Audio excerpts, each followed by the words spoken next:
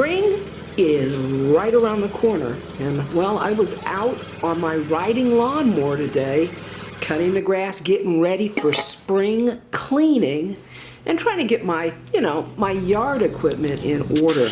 But one thing I noticed was, well, the garden hose has a big gash in it, and I could go out and I could buy a new hose. But to tell you the truth, nowadays, with the cost of everything being sky high, I think it makes more sense to repair. Now, in the event you don't have the money for a repair kit, I'm going to show you how to make a quick repair that will take you to the end of the season and save you a little money. And in a lot of cases, you can do it at zero cost to you. You don't have to go out and buy a new hose or a garden hose repair kit. You can just repair your garden hose with stuff you have around the house. So let's jump right into it.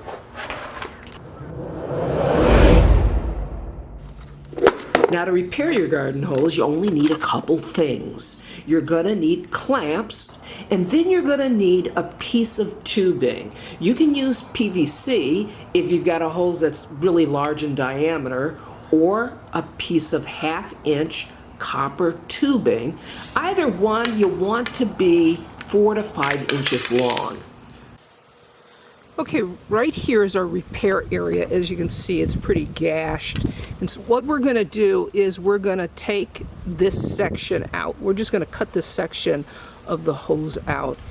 Now, I'm using a tubing cutter to cut the garden hose, but you can certainly use a utility knife. There we go.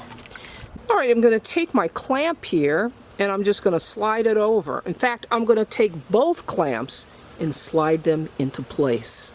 I'm going to take my copper and my PVC, and I'm going to determine what is going to be the best fit. Now, right off the bat, I can tell that the PVC is way too large. There's no way that's going to work. Whether or not you need to use PVC or copper really depends on the diameter of the garden hose you have. So we know that we're going with copper. Now I'm just going to take my copper pipe here and I'm going to insert it halfway. It's a real snug fit, and that really is what you want.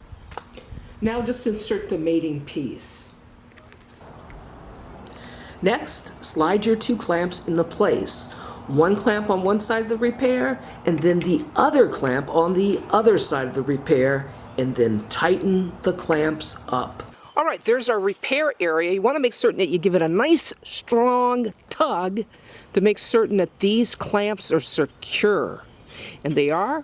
They're not going anywhere. Now, all we need to do is turn on the water and test our repair. Now, I've turned on the water, and as you can see, no leaks whatsoever.